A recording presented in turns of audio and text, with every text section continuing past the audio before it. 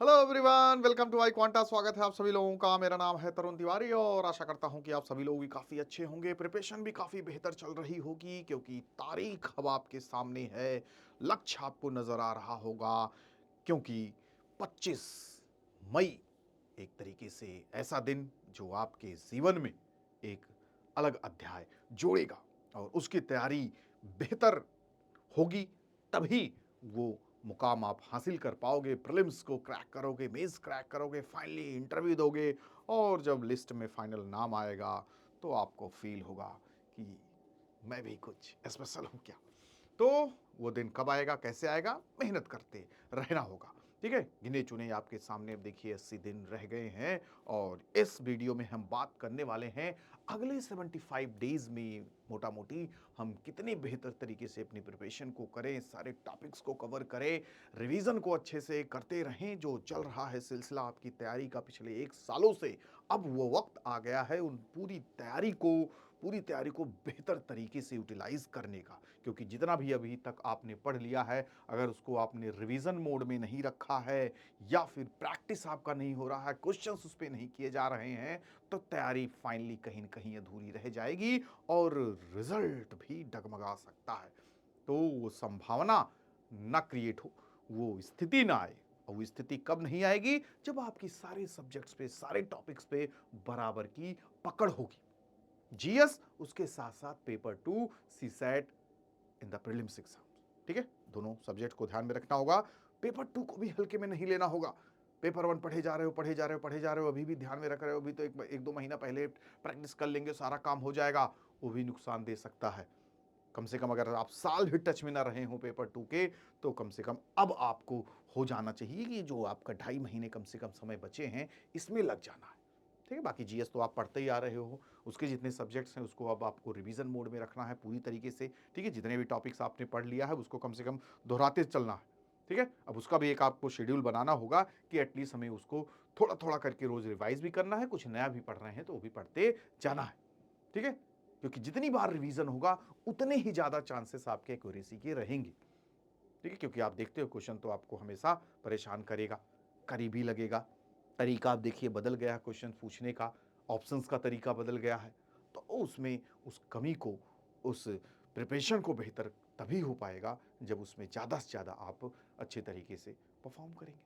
ठीक है, तो हम यही बात करने वाले हैं कि अगले 75 दिनों में हम क्या क्या करने वाले हैं। ठीक है, तो बहुत बड़ा ऐसा कुछ सुपरसोनिक वे में काम नहीं होगा। बस जिस तरीके से हम पढ़ते आ रहे हैं, बस उसी को अच्छे तरीके से रिवीजन मोड में रखना है।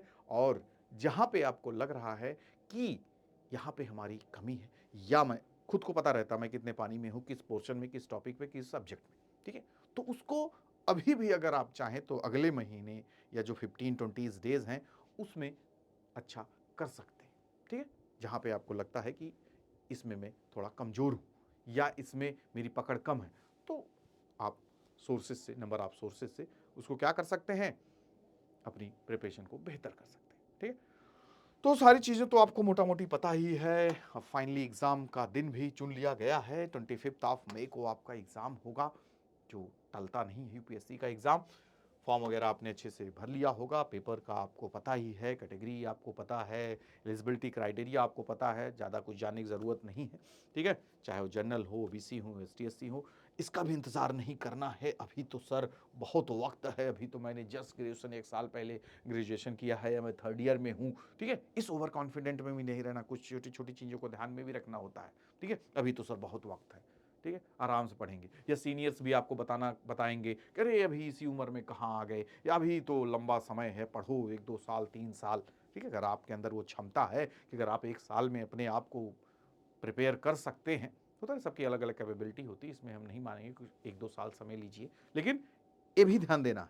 ठीक है, ये भी ध्यान देना है कि आधी तैयारी या अपने आप को खुद को संतुष्ट नहीं पा रहे हैं कि मैं पूरी तरीके से प्रिपेयर हूं फॉर द प्रीलिम्स मेंस पूरा एग्जाम को। ऐसा भी नहीं प्रीलिम की तैयारी हो गई, दे दो मेंस और इंटरव्यू के लिए उस लेवल की प्रिपरेशन ही नहीं है, तब भी ना कूदो, मूर्खता है।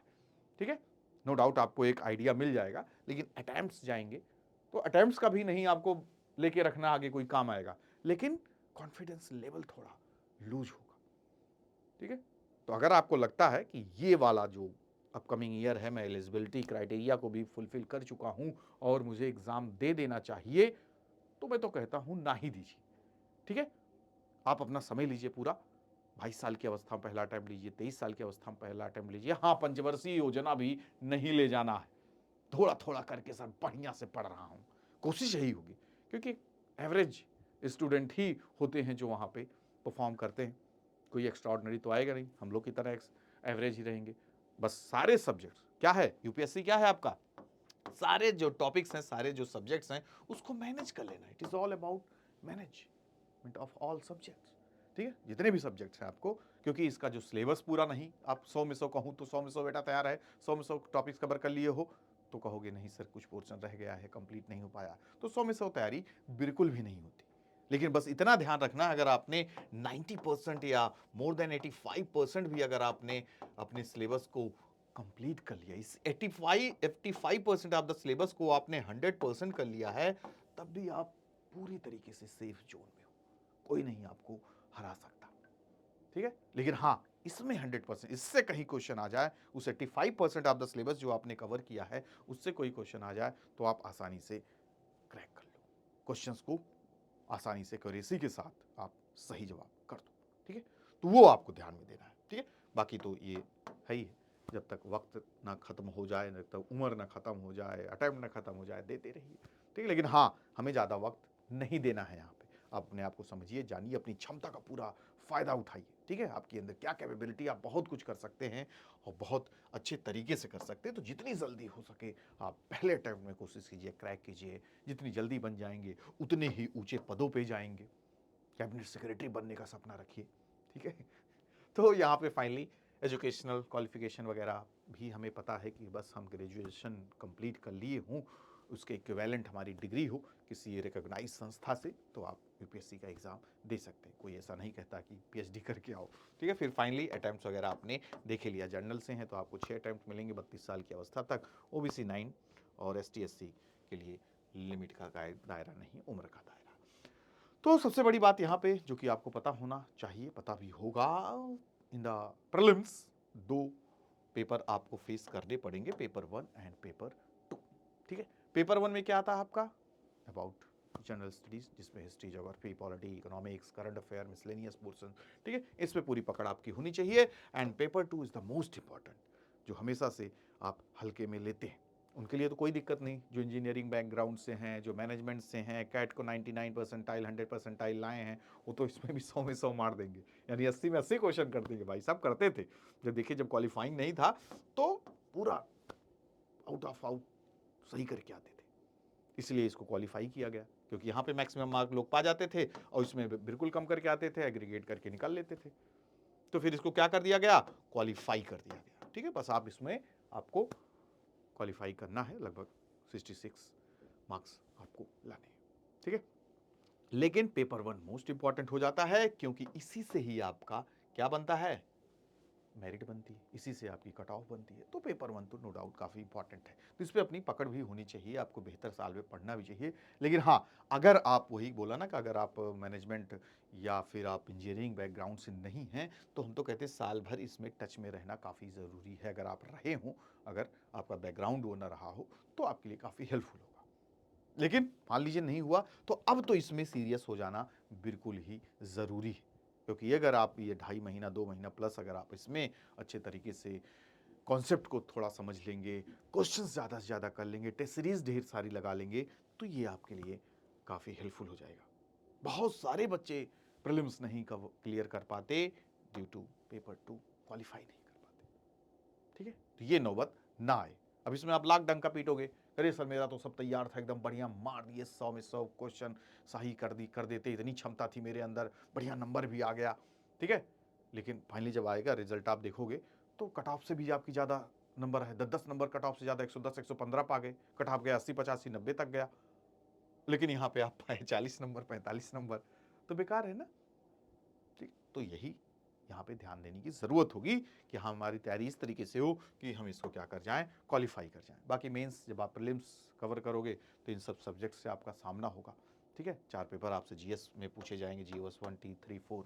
एथिक्स का पेपर आपको काफ़ी हेल्पफुल करेगा अगर पूरी तैयारी आपकी बेहतर तरीके से अच्छी है, केस स्टडीज़ वगैरह।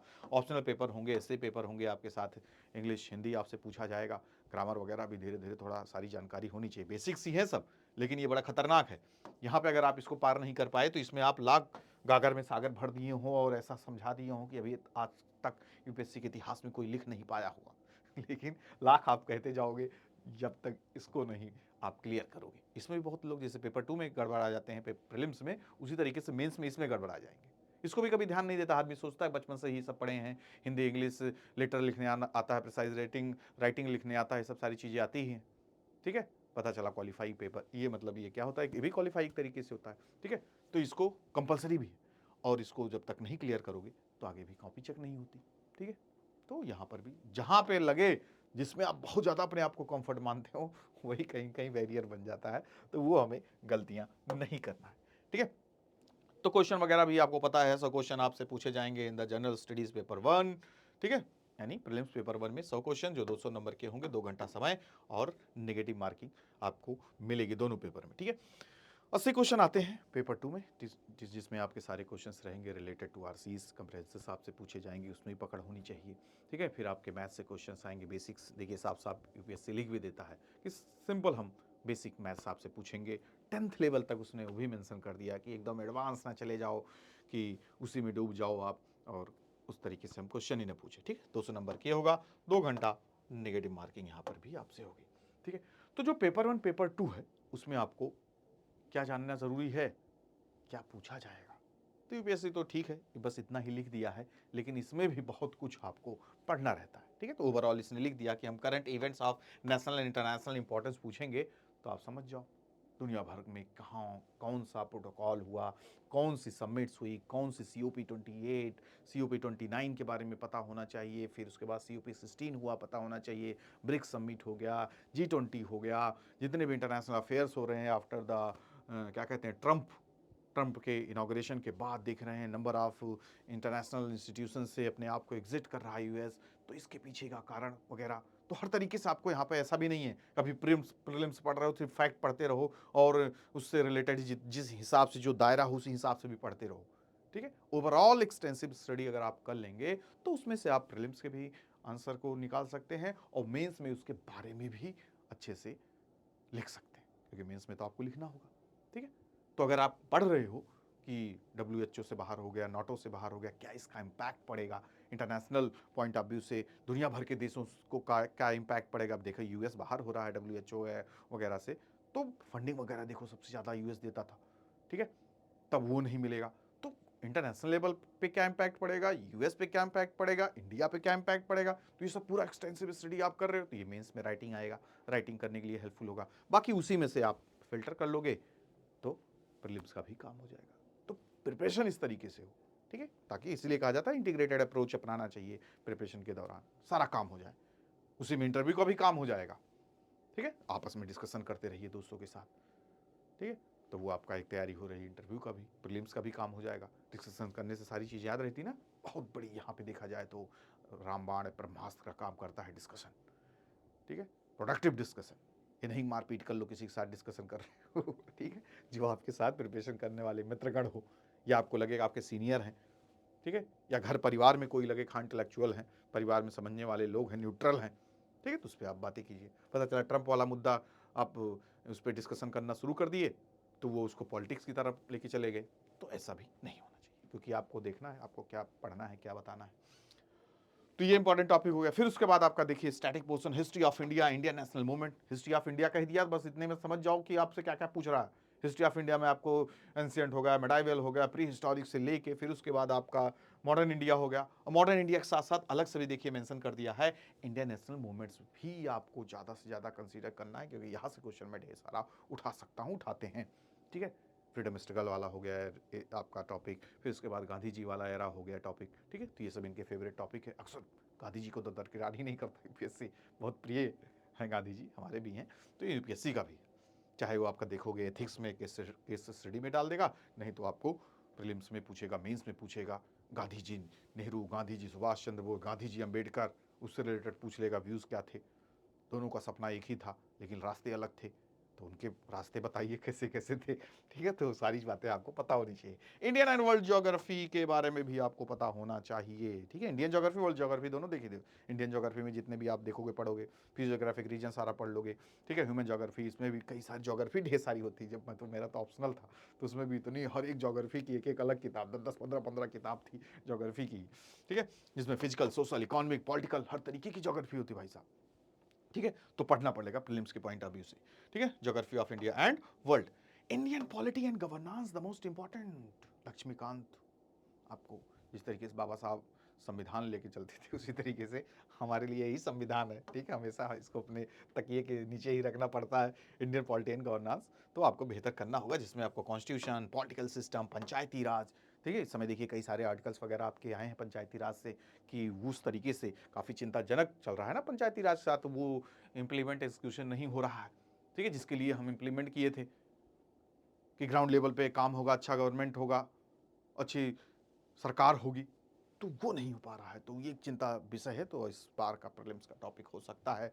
मेंस के पॉइंट ऑफ व्यू से प्रीलिम्स में भी कुछ फिल्टर करके दे सकते हैं। पब्लिक पॉलिसी, राइट इश्यूज, ये सब इंपॉर्टेंट टॉपिक्स हैं। इकोनॉमिक एंड सोशल डेवलपमेंट, ये भी आपका काफ़ी इंपॉर्टेंट टॉपिक्स है, जिसमें आपको मेनली कंसीडर करना पड़ेगा सोशल डेवलपमेंट, पॉवर्टी, इंक्लूजन, अलग अलग रिपोर्ट्स आ रही हैं पॉवर्टी से रिलेटेड, इनक्वालिटी से रिलेटेड, कितने सारे आर्टिकल्स इस बार आए हैं हिंदू इंडियन एक्सप्रेस में, देखिए, ठीक है? इनक्वालिटी देखिए पूरा रिकॉर्ड तोड़ दिया है, कब का?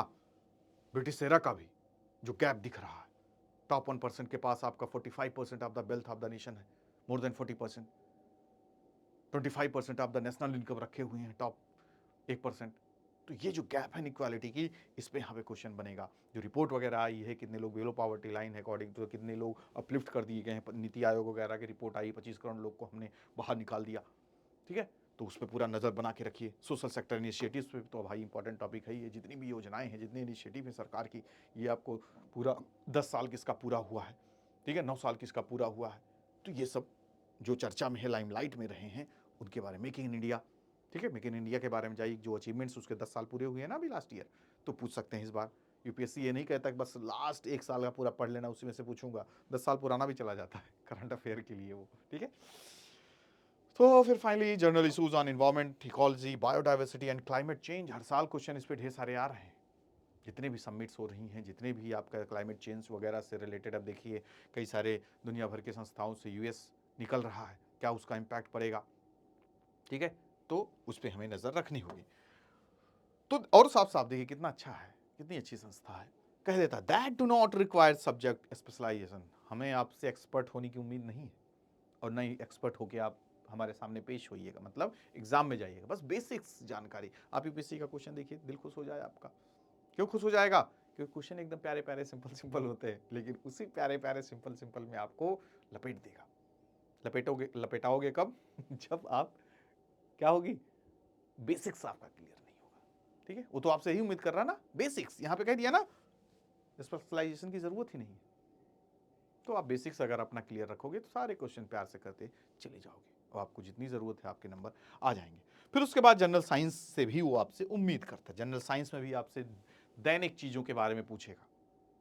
पहले बल्ब यूज करते थे, वो वाला आप देखते रहोगे 100 वाट वाला, अब आप एलईडी यूज करने लगे। वाईफाई यूज करते थे, लाईफाई आ गया, ठीक है? तो आप अवेयर हो या नहीं जनरल साइंस में? टिपिकल एकदम वो नहीं पूछेगा, केमिकल कंपोजिशन या इन सब चीज़ों के बारे में वो नहीं पूछेगा, एकदम स्टैटिक नहीं जाएगा, ठीक है?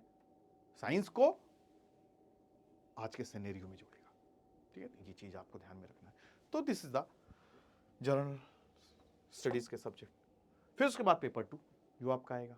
पेपर 2 के बारे में आप देख रहे हैं क्या क्या आपसे पूछ रहा है। कंप्रहेंशन आशीष पूछेगा, ठीक है?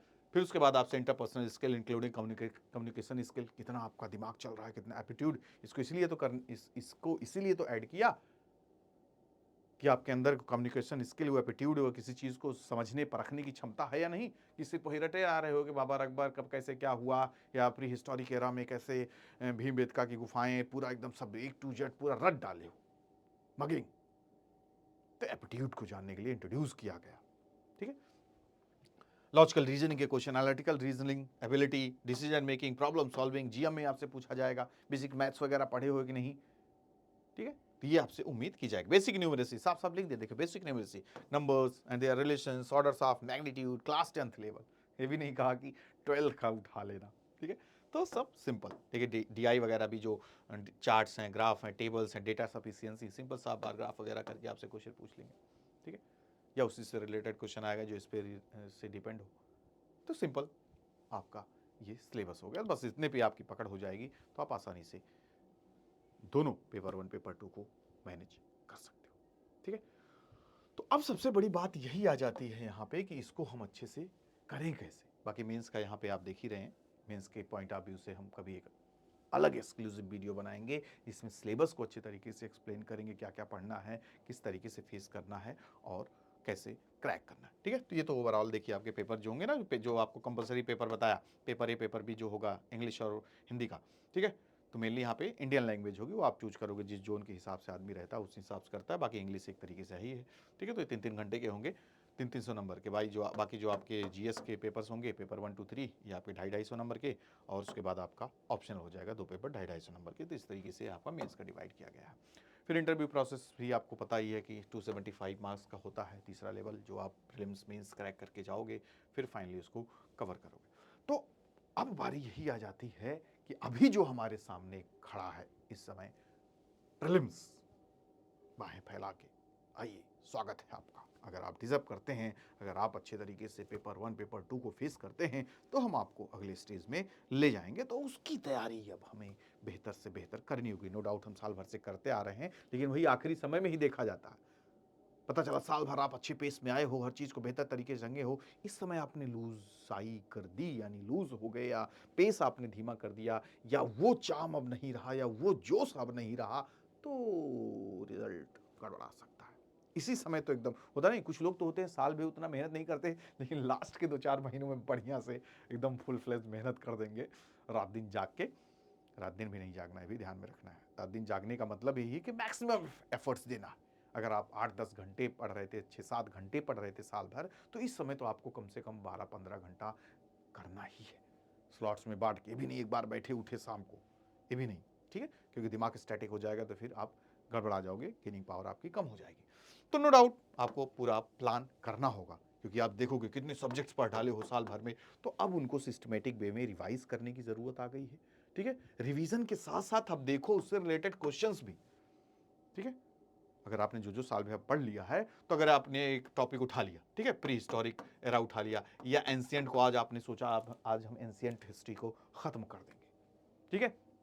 तो एंशिएंट हिस्ट्री को आपने रिवाइज कर लिया, एक दिन आज रिवाइज कर लिए, और फिर आपने प्लान बनाया कि अब हम कल इस पे क्वेश्चंस करेंगे, ठीक है। तो ठीक है, आज पूरा रिवाइज कर लीजिए और कल उसी से रिलेटेड क्वेश्चन उठा लीजिए, ठीक है। 4-5 सेक्शनल मार दीजिए, ठीक है। अब आपको पता चल जाएगा अभी मेरा स्तर क्या है, कितना पानी में हूं।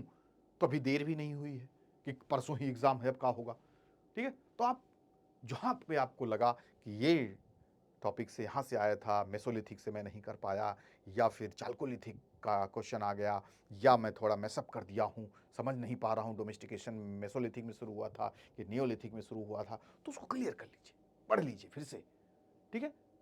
पढ़ने के बाद फिर आप नए क्वेश्चन उठा लीजिए या उसी को देखिए।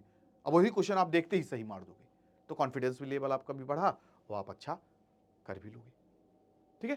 तो ये चीज अब यहां पे आपको देखने की जरूरत आ गई। तो स्टडी प्लान आपको करना होगा, हर एक सब्जेक्ट्स के लिए ऐसे ऐसे कीजिए, ठीक है। पढ़िए उसको, उससे रिलेटेड क्वेश्चन कीजिए, और जब वो पूरा टॉपिक आपका खत्म हो जाए, पूरा सब्जेक्ट खत्म हो जाए, तो फिर आप देखिए पूरा सब्जेक्ट, ठीक है। ओवरऑल आपने जीएस का कर लिया है, तो फुल फ्लेज मॉक उठाइए, ठीक है।